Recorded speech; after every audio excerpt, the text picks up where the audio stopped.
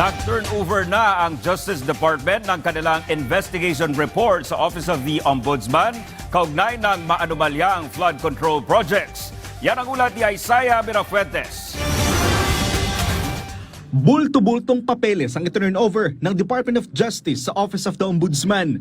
Laman nito ang kanilang investigation report na binuo ng NBI kaugnay sa mga maanumalyang flood control project sa 1st District ng Bulacan.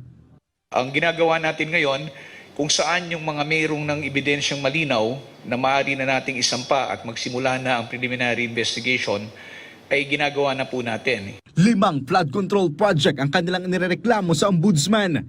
Kabilang sa mga pangalan na dawit dito ay sina dating Bulacan 1st District Engineer Henry Alcantara, Bryce Hernandez at JP Mendoza. At may mga construction company din.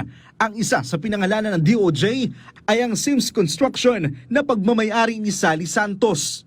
This will involve higher officials.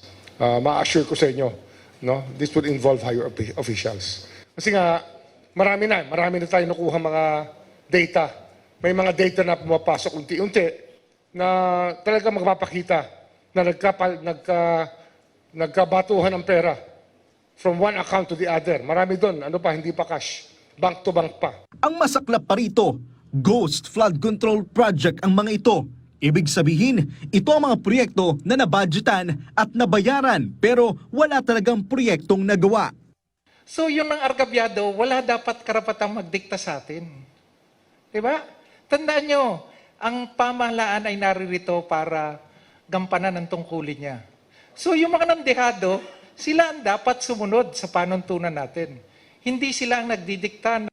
Ang mga pangalang dawit sa kanilang investigasyon ay posibleng maharap sa kasong falsification of public documents, graft, perjury at malversation public funds sakaling mapatunayang sila talaga ay nagkasala. Nanindigan naman ang ombudsman na masusi at bibilisan nila itong pag-aaralan para maisampa agad ang mga kaso.